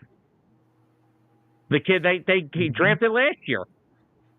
What about Jawan Jennings? What about a breakout year for him last year, huh? They need wide receivers that are actually wide receivers, and Deebo Samuel is not a wide receiver. No. They are better off if they roll with Personal, Ayuk, and Jennings. I think that 3, with a healthy Kittle, with a healthy McCaffrey, with a healthy running back room, Niners, no doubt in my mind. Oh, by the way, Robert Saleh's back coaching their damn defense. So the Niners are... Anthony, you got it confused. It's the Jets who listened to what his son said based off of Madden ratings. No. Joe Shane's son did too. No, I thought Joe Schoen's son actually told him, because wasn't he the one who said go after Jaden Daniels? I'm pretty sure he said that to him in the draft room. He said go after Jaden Daniels. No, that was just in his office. Yeah. Oh yeah, that's right. Because they were doing like a little documentary, and then he was like, "You only get this job once. You can't mess it up." Well, it's too late for that. You did a pretty good job of that already, buddy. He screwed up the moment he let Saquon Barkley test the market. Yeah. But back to Matt said also that he thinks that Darnold had a fluke season. He said someone's going to give him a bag and he's going to flop. Yeah, that's what I'm worried about too. The only 2 places. Well, Matt, the first thing is that Deebo Samuel being compared to Curtis Samuel. That's enough. That's all I need to hear. Yeah. But no, I just think that the Niners are better off without him. Like, they don't. Like I said, Ayuk can open up the field. Jennings can open up the field. Personal can open up the field. Then you're giving Kittle all the middle for himself to operate. And you already got CMC back there. So I think the Niners are probably better off without Deebo Samuel. I don't think he's going to be back on that team next year. Yeah. But the only two logical places I can see Sam Darnold going is the Raiders, because, again, the Raiders are in a mode of desperation. They just hired a 73-year-old coach. They brought in Chip Kelly to be their offensive coordinator. Yes, people, Chip Kelly is the NFL coach again in 2025. Yep. He's probably already working to trade Brock Bowers for a 7th-round pick. Yes, I said what I said. But it's either he's going to get a $40 million a year deal from the Raiders, or I could see him going back to Minnesota. Because why leave the place that resurrected your career? Why would you leave that? But now, then again, that comes down to, will Minnesota want to keep him? Or do they want to still go forward with McCarthy? So, that's another question. I don't personally know. But while we're on the topic of quarterbacks, I've only got really 2 other things we can attack for tonight's episode. Let me go back. You brought up the Rams a minute ago. Let's talk about the Rams. They're kind of in a weird situation. They're strapped for money. They're already telling that they're moving on from Cooper Kupp. And not sure how many people watch the Herd with Colin Cowherd. Now, I do. Matt said that they said that Debo gained over 50 pounds last season. So is he Debo Samuel or Debo from Friday? Debo Samuel. I just watched that. I actually watched Friday last night. But now Matthew Stafford's name's coming up in potential trade scenarios, and a team that I keep hearing about, and Colin Cowherd, he's pretty good credibility. And Matt's comments, I keep hearing Stafford to the Giants. Stafford to the Giants, Tyler. What do we make of those of those reports? Stafford to the Giants? Does Stafford really want to go and end his career on a downward spiral on the Giants? Does he really have a choice? Retire. I mean, Anthony said, "Can we just see Sam Darnold go back to the Jets?" Dude, I would feel bad for him. Now I'd feel bad for him. No, I wouldn't. I think this Jets regime is a lot better than the one he was there before. I like Aaron Glenn. I think if he can bring some of that Lions culture over there, he's got a pretty good defensive roster to take over. Sauce Gardner, Quinnen Williams. Aaron Glenn's taking over a solid defense over there in New York. Now, I'm not saying that they're going to fix everything overnight, but if he can bring some of that Dan Campbell culture over there. They need the defensive culture back, because with how bad that offense was under Saleh, he had the defense playing with the swagger still. They were still tough to move the ball on. They stayed in games, but they lost that as soon as he got fired. Yeah. Now, Matt, I heard this too. They keep talking about possibly Kupp and Stafford to the Giants involving the number 3 pick. Now, see? When you say that, then you have him, a familiarity with Cooper Kupp, and an upcoming Malik Neighbors. Now, I can start to listen to that conversation about Stafford on the Giants. He's ready to get stacked the ball. Well, I was going to say, he's probably going to want to know what his offensive line's looking like, because if he goes and watch film from like the last 10, 15 years, he's not going to like what he sees. Unless he could pull the Eli and throw a million slants. He's going to call up Whitworth and be like, hey, can you still lace him up? Yeah, because I mean, no, Anthony, Kupp's not worth a first-round pick, but if they're separate trades, no. But if it's a trade that involves him and Stafford, then yes, you do. Because here's the thing. The Giants have officially run out of time.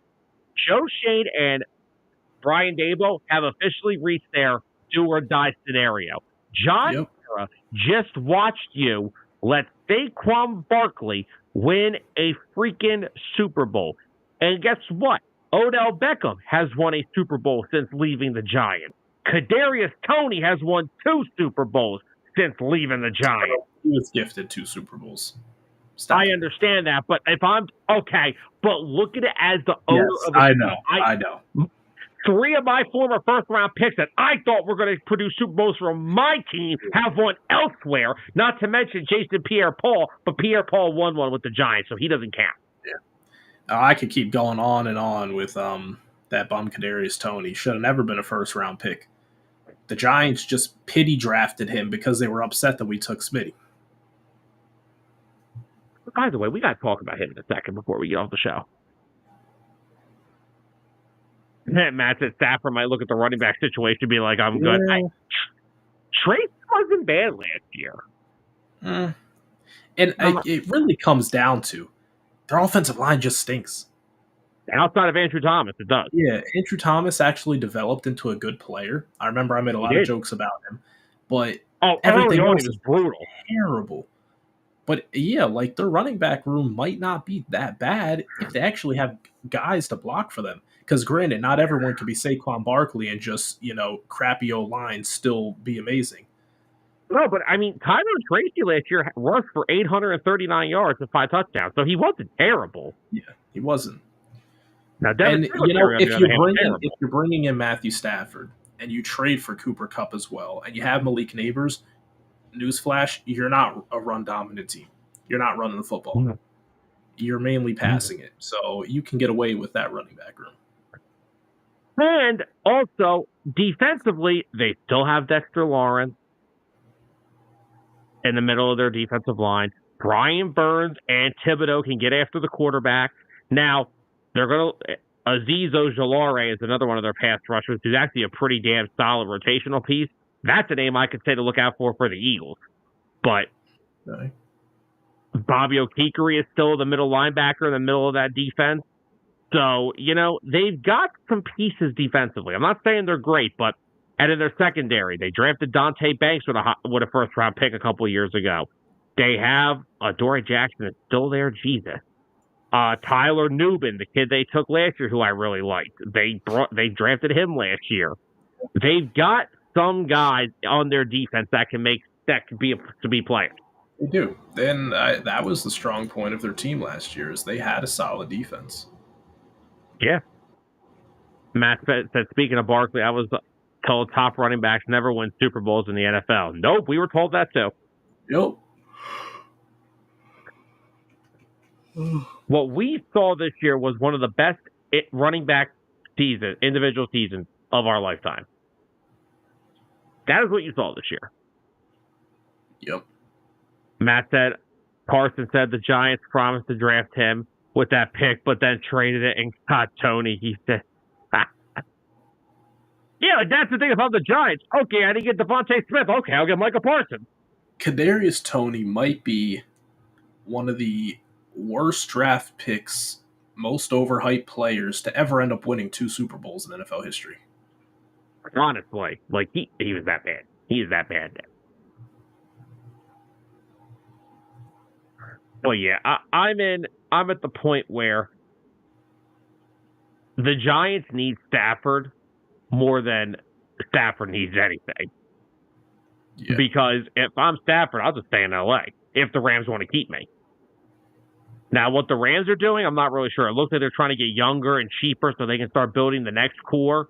I mean, they've got a good start. I'll tell you right now, they are the only team that gave the Eagles 5th in the playoffs. They did. Because that defense, Jalen Hurts pass rush got there, and they got to move quick because Puka Nacua, he's in his prime. This was only his second year, was it not? He's going into his third year now. So you got time with him, but you're also going to have to pay him too in a few more years. Kyron Williams, another good running back that they have. Just keep it going. They got to maximize these young pieces and continue to build around them.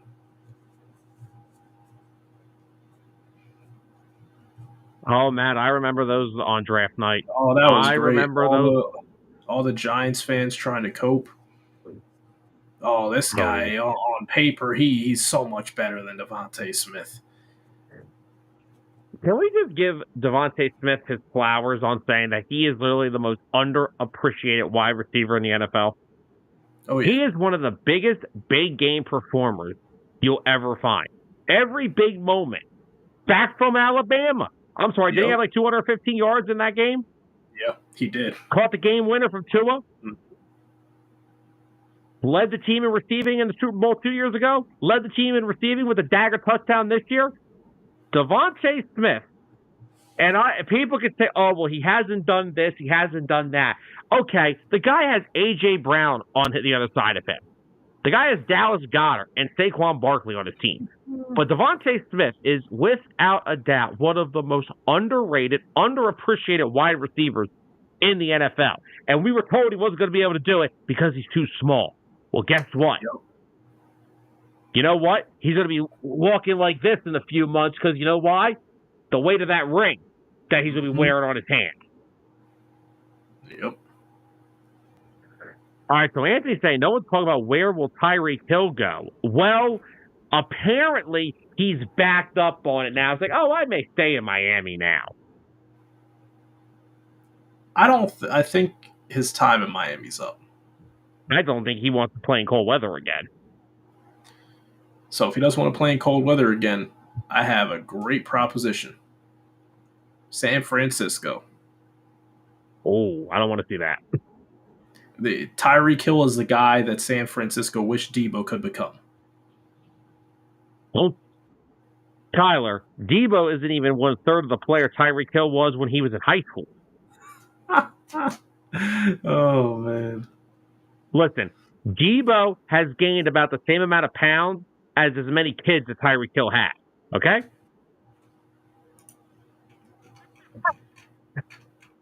We're going to save that. Well, that's where we're going to stop that matter right there. So anyway, Matt said he was the first. Yes, you did. Matt said he was the first player to be drafted outright from Bama to score a touchdown in the Super Bowl. Yeah, I know. Jalen Hurts doesn't count because he was drafted out of Oklahoma. He just sets a lot of trends, you know. He was the first wide receiver to win the Heisman in I don't know how many years it was. It might have actually been. Was it he the first wide receiver ever since they started tracking the Heisman? I forget. It was something like that. Someone else won it, but a long time ago. It was a long time ago. So Anthony said Puka and Hill together. That's scary. That is scary. Yeah. For some reason. If Hill was on the Niners, that would open up a lot for Ayuk as well. I can tell you where I like the idea of Tyreek Hill going. Chargers? No. Right division. Right division. What about Denver? No, Sam. Wrong team. You're in the right division. He's going back. Oh, knock it off. You just said he doesn't want to play in cold weather. But still. So he's not going to either of those two. I was kidding about that. He's going out to West Coast. I think Denver makes a lot of sense. Go get Bo Nix that weapon, man. He's all Bo Nix did last year with below average weapons. Go get him some help now. Is that a lot of help? I would like to see a T. Higgins more with Bo Nix.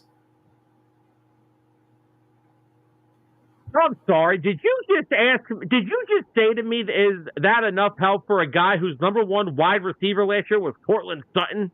I know, but I'm saying I think T. Higgins is a better fit than Tyreek. We're not going to get there. Tyreek still got some dropsy hands, all right? Okay, he can make and those the big Bengals plays are going off to ruin the short that. passes. The Bengals are about to ruin free agency because they're tagging T. Higgins again. They're going to do it. They already said they are. I hope the league steps in. I hope Rodgers steps in. He's like, no, let this man be free. You will not franchise tag him every year. All right, so Matt's saying that Smitty was the first wide receiver since the 90s to win it. I had a feeling it was something like that. But no, there's already the reports are out. They are most likely going to franchise tag him again to give them a longer chance of getting a deal done. T. Higgins is going to be Here's what I don't like. That's the one thing about the franchise tag I don't like. I don't like that players can't reject it. Yeah. It's ridiculous because it's literally like you're forcing them to play for you. Like, I own you. Like, literally. No, I don't want to play for you because you won't pay me. Yeah. Like, there should be a choice. I don't know. I don't know how the NFLPA has never, lobbied for that successfully. Hold on. Matt, I saw this. Peter Prisco yesterday named quarterbacks he would take over Hurts, and list included Herbert, Dak, and Lawrence. That's fine. Okay. That's fine. Because guess what? He's not winning the Super Bowl. So have fun. Name one of those three that I'll be playing in the Super Bowl next year. I can answer that right now. Ain't none of them. Sam, I'm going to say this, and there's only one quarterback that I feel like I'm disrespecting by saying this. Okay. None of them quarterbacks will ever win a Super Bowl in their career. And I hate to say that about Herbert, but I don't think Herbert has the big time energy. There's no disrespect. The brother just threw 4 interceptions against one of the most inconsistent teams in the league. It hurts me to say it, though, because I like Justin. Me too. Dude, I love you. Dude, how many... Now, when we were doing this show, we were doing Birds of the Gridiron when they hired him. How many weeks on that show was I clamoring because I said, finally, a real head coach for this guy? Because they got rid of that idiot, Brandon Staley, who, by the way, is about to be the new defensive coordinator in New Orleans, by the way. Good luck. But I was so happy, but Justin Herbert just found a way to make me feel worse because Justin Herbert's 2 playoff games include 4 interceptions and a 27-point blown lead. Yeah. And, to break this down even simpler, Lawrence will never make it to an AFC Championship or NFC Championship game. Lawrence will never get out of the first round. Lawrence and Dak will never see an NFC Championship game or AFC Championship game. No, it meant to be with Dak Prescott with this. Well, we can compete with the Eagles. No, you can't. Yeah, you can't. If you could, you wouldn't have been sitting at home. Your new head coach was the hot coordinator on the market 12 years ago. And now Jerry hires him. Yeah, now he hires him. Because he couldn't get Dion. Wasn't even his first choice. It's because Dion turned him down. The Cowboys are a mess. It's ridiculous. But yeah, that's a cute list. You're not winning any Super Bowls, so have fun taking them. No. You're not even going to appear in the Super Bowl. You're probably not even getting to the conference title game. Yeah. There is only a handful of quarterbacks I will put over Jalen Hurts at this current moment. You got to watch that list, Sam. You got to watch that list. Well, the stereotypical list. Can we say that? I was going to say, out of that list that I know that you're going to name, there's going to be only one quarterback that actually has a Super Bowl win on there. Yeah, and that's where I'm at with it, too. Because I'm sorry, I think to be in the top quarterbacks, you should be one of the top 2 remaining. Well, this guy, Jalen was the number 1 guy remaining. They're going to say Mahomes, whatever. That's fine. Yeah. That's people, at the end of the day, yeah. It is what it is. It's still Pat Mahomes. People will say Josh Allen. I'm sorry. I can't remember the last time Josh. Sorry. The hell with the Super Bowl. Can you beat Pat Mahomes in the playoffs? Yeah. Same thing with Lamar. Could you do something in the playoffs? Yeah. I'm in Matt's boat. Jalen right now heading into next year, he's number 2. He's second best quarterback in the league. And same thing with Joe Burrow. Now, Joe Burrow's a little more different. What's happening in Cincinnati is not Joe Burrow's problem. Joe Burrow is an exception because he is extremely talented. Just watching him play, you can tell. But again, unlike Lamar and Josh Allen, he has beaten Patrick Mahomes. Yes, he's honestly the only one that has shown he can beat Mahomes. At the end of the day, he appeared in the Super Bowl before either of them. And I am so happy that he is calling out his front office, saying, you're telling me that you can't pay both T. Higgins and Jamar Chase, but somehow Philly's sitting over here with A.J. Brown, Devontae Smith, Dallas Goedert, Saquon Barkley, a top 5 offensive line. What the hell are we doing? Yeah. We're glad he said that. Mm-hmm. And, another name that somebody's trying to put out there is Jaden Daniels. That's cute, Jaden. That's great. I think Jaden Daniels is easily one of the best quarterbacks this year. Top 10 this year, right? Yeah, definitely top 10. Let me see you next year when teams got tape. Yeah. It's a lot easier to follow when the team doesn't have tape on you. Now you got a full year under your belt. Let's see how next year goes. You have a full year under your belt. The league also has a full year under their belt. I still fully envision Jaden Daniels is going to be a great quarterback. He will. Barring something unforeseen, like the word I'm not going to say because I don't wish it on anybody. I want Jaden. Exactly. I want Jaden Daniels to succeed. I think Jaden Daniels is going to have. I loved him in LSU. We loved him coming out of that draft. But how are you disrespecting a guy that just won the freaking Super Bowl? And here's the thing, right? That's fine. If you want to come to me and say he doesn't have the arm of a Mahomes, that's fine. He doesn't throw for 4,000 like Lamar. That's fine. He doesn't have the cannon that Josh Allen does. That's fine. He doesn't have the arm of Josh Allen. He doesn't have the passing yard numbers this year like Lamar did, and he didn't throw for 40 touchdowns like Joe Burrow. What do those other 3 guys all have in common this year? Oh, that's right. They watched Jalen Hurts win a Super Bowl on their couches. Yep. Jalen Hurts is like a point guard. His job is to get the ball to all his playmakers and let them do their job. You can knock Jalen Hurts all you want now. It doesn't matter because we were told he would never get to a Super Bowl. Mm-hmm. Well, not only has he gotten there, he's won it. He's gotten there twice and won one. Yeah. Yeah. And I'm sorry. And outperformed the opposing team's quarterback in both games. Yeah. Oh, and I'm sorry for all the people. Oh, because now the narrative went from, you're not going to win a Super Bowl with this guy to, 20 other quarterbacks could have won a Super Bowl with that roster. Yeah, maybe Justin Herbert would have thrown only 3 interceptions instead of 4 with this roster. And I'm sorry.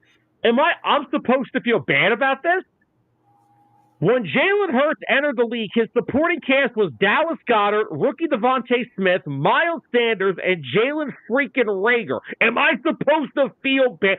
I had to sit through years of Jalen Reagors and Reggie Browns and James Thrashes and Todd Pinkston and J.J. Arcega-Whiteside. Do I think I'm going to sit here and feel bad that I have A.J. Brown, Devontae Smith, and Saquon freaking Barkley? Am I supposed to feel bad about this shit?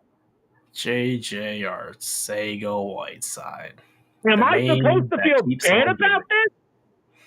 No, because that's the thing, Sam. That's the difference between being the fan of the team and just criticizing the team when they're in the national media because they won a Super Bowl. We're not in the media when we're doing bad, when the team's not performing, when we have bums on the team. But when we have one of the best constructed rosters in the league and we dominate and win the Super Bowl, then everyone wants to, put us under the spotlight and find different things to critique and criticize. It's just the way it's always going to be. Yeah, this is true. They had him as the 9th best quarterback for this year on their list. That's cute. Okay, cool. Matt, can you go find the list, please?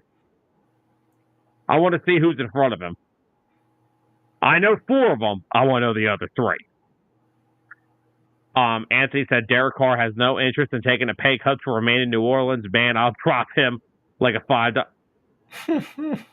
What did the Raiders do to Derek Carr? They broke him. They did. No, you know what they did?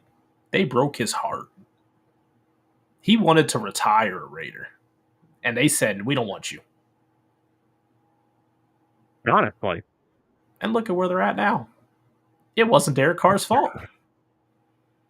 Derek Carr's had a bad rap since he left there with New Orleans. Just constantly hurt. Yeah. Josh McDaniels. Yep.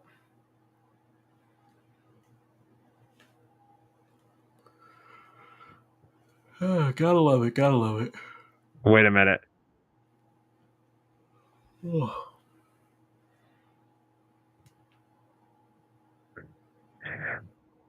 This guy was saying something about Tua, and this guy said, yeah, could you imagine Tua playing the Chiefs with legit weapons and a Vic Fangio-led defense? Oh, wait a second. Yeah, by the way, I wanted to ask all the Dolphins players out there, how's Vic Fangio? He must be really hard to play for. My guys had no issue with him. Yeah. Rookie, first-year starter, Zach Bond. They didn't seem to have any issues. All right, hold on real quick. So I follow this guy on Twitter. He goes by the name of Anthony DeBona. Very cool Eagles insider. Here's a list of 3 edge rushers that the Eagles could look to help in free agency.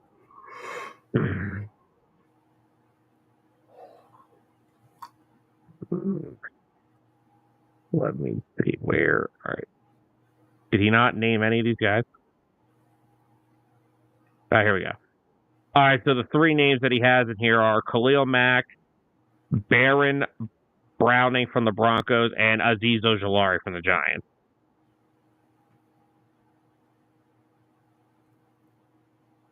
I'm sorry, Matt. Do I see Baker Mayfield's name in this list? Okay. Oh, brother. Now, real quick, I want to start with giving Mayfield credit. He did have a really good year with the Bucs, but That's get cool. him out. Get him from being ahead of Jalen Hurts, please. I'm sorry. Ain't the last guy on this list? Didn't Jalen Hurts beat this guy twice this year? He did. Yeah, and Jalen Hurts also beat another guy twice in the year. Probably would have beat him 3 times if he didn't get knocked out by Frankie Louvu. And you better please get look. No disrespect. Get Jerick off the hell off this list. Yeah, Goff's another one, man. Like, pick your poison between him and Justin Herbert.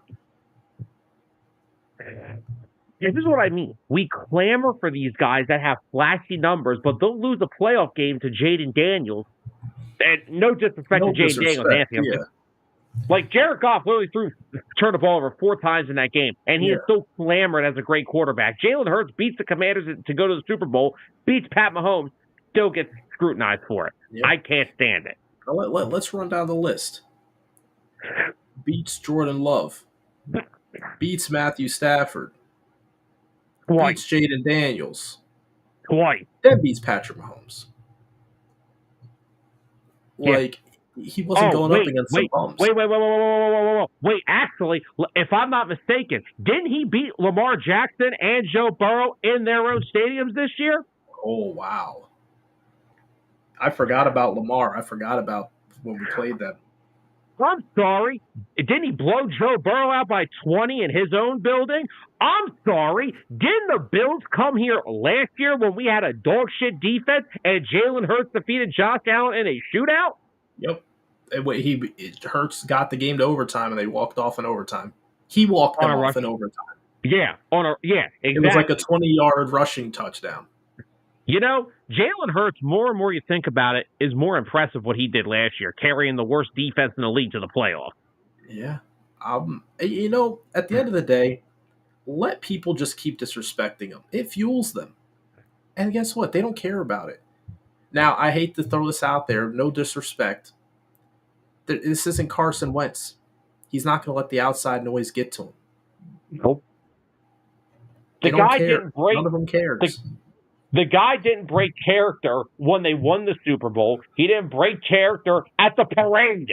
The guy is the same guy. The leadership is there no matter what it is. And you heard him. Did you hear what Calcaterra said? He's like, you want to crack a smile now? And he's like, dude. No, because that was when they were up by, it was before around halftime, I think, when they had the big lead.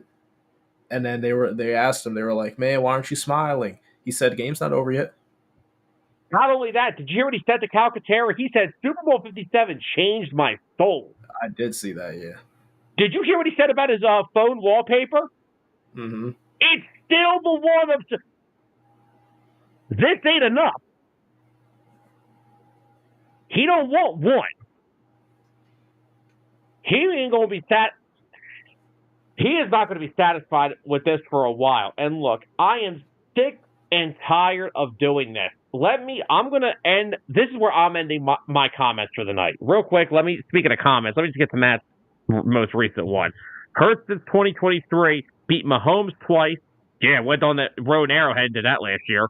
Josh Allen, Lamar, Burrow, Stafford twice, Daniels twice, Mayfield. I forgot they beat Baker Mayfield last year. Very early on in the season. Yep. Look, at the end of the day, I'm going to say this, and I'm going to say this one last time for the 2024 season, and I'm not talking about it ever again. There is nobody that was more critical of Jalen Hurts earlier on in his career than me. I did not like the pick when they took him on draft night. I will fully admit that. I watched him develop himself into a guy who I was confident this team could be at least a playoff contender. And in his second full year starting, he went to a Super Bowl. Outdueled Patrick Mahomes and got screwed over by one of the worst holding calls I've seen in modern-day NFL history. What did he do next? He strived and pushed forward to get back to that same situation. Only this time, it wasn't coming down to a holding call. Mm-hmm. Jalen Hurts is not going to throw for 5,000 yards. Jalen Hurts is not going to throw 40 touchdowns in a season. Jalen Hurts may never even throw 30 touchdowns in a season. It doesn't matter. Because guess what? When the moment is the brightest, NFC title game, Super Bowl, playoffs in general, whatever, there is nobody that I want under center more than Jalen Hurts. Because as long as he is here, and by the way, just so people are reminded of this, Jalen Hurts is only 26 years old. Mm-hmm. As long as Jalen Hurts and this young nucleus is intact, we will be celebrating a lot more than just now. And there's nobody that I want leading my team other than Jalen Hurts. So any list you want to keep making, that's fine. Because guess what? From here till now, guess what we get to do? We get to say Super Bowl champion, Jalen Hurts. Yes, sir. Yeah. Oh, my Super Bowl MVP as well. And it's not like – and you know what the greatest part is? It's not like Saquon Barkley ran for like 200 yards, and then people could be like, oh, yeah, Saquon just carried you guys the whole way. No, Saquon got shut down. He was a non-factor. He got shut down, and Jalen Hurts stepped up because Jalen Hurts is always ready to step up. Anthony said, next topic, can we say F LeBron after that All-Star game? Yeah, he didn't play. He made a last-minute decision that he wasn't going to play. I saw that. Disgusting. And Matt said, since the Washington game, the Eagles only turned the ball over one time, and that was in the Super Bowl. And since the bye week, we went 16-1 the rest of the way. Unreal. It is unreal. Yep. And we lost with a backup quarterback in. By 3 points. By 3 points. We are a Devontae Smith drop away from winning that game. Yeah. A routine Devontae Smith drop. But hey, stuff happens. But guess what?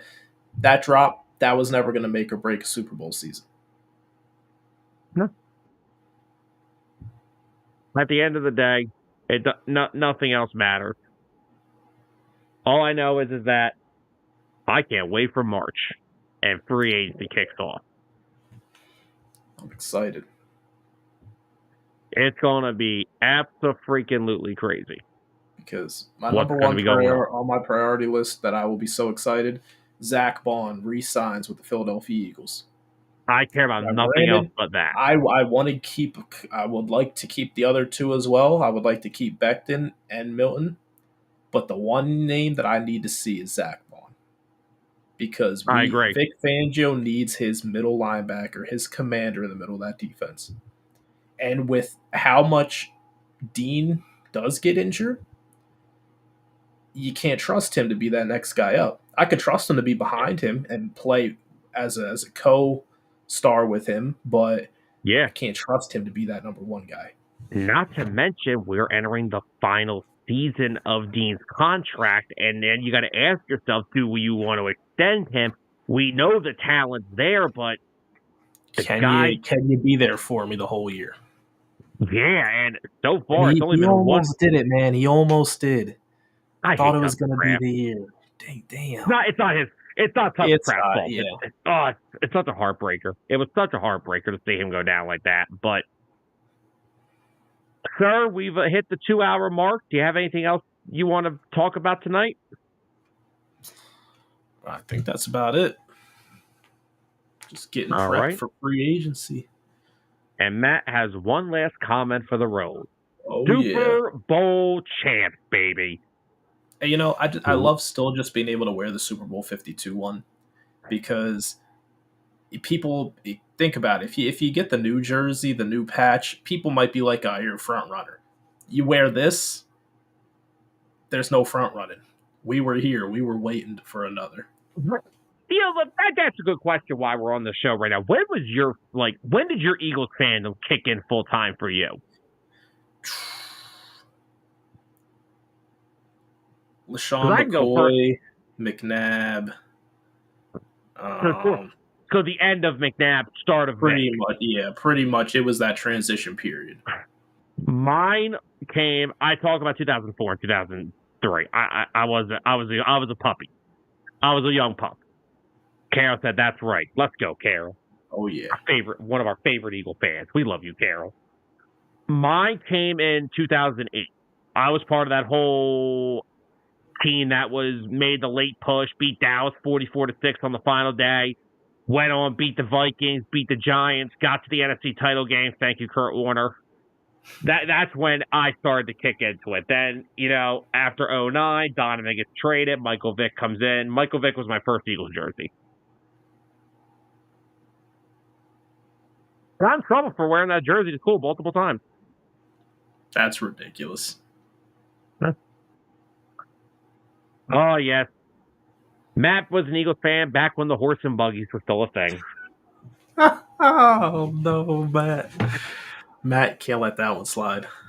He'll get me. He'll get me eventually for it. But anyway, everybody, thank you all for joining us on another episode of 609 Sports Talk. We covered a lot of off-season topics that are going to come to a head within the next 3 to 4 weeks. Oh, yeah. I'm sure we'll have plenty of NFL content for you guys next week. We'll have some stuff to talk about. And just so everyone knows, if not next week, the week after will be the second episode of Hitting Home, the 609 Sports Talk baseball show. So, Bruiser, if you're still here tuning in, or if you're rewatching this, Hitting Home will be coming back within the next 2 weeks. I got to figure out the day, but we'll be talking Major League Baseball, spring training's here. We'll be getting ready for the season, and hopefully we'll get that in the works. It's probably going to be 2 weeks from now, maybe next week. I have to see how the schedule looks. But, Matt, fair enough, Matt. That last comment, fair enough. But anyway, guys, we're going to get up on out of here for the night. Hope you all enjoyed tonight's episode. We talked a lot of off-season stuff for the NFL. So for all of our fans on Facebook, thank you. All of our fans on YouTube, thank you as well. And for all of our people listening to this on Spotify, which it will be on Spotify this coming Wednesday, we hope you all enjoyed the first episode on Spotify. So thank you all for joining us tonight, and we hope you guys have a great week, and we will see you guys next Monday. Matt, I know it's all love. And Carol, always thank you to you as well. You're always a big supporter of us. So guys, have a safe rest of your week. If you're in the Northeast area, be careful with all this damn wind outside. It's been windy as heck for 24 hours now, and I can't take it anymore. And of course, we're having some snow on Thursday. So guys, stay safe, stay warm, and we'll see you next time.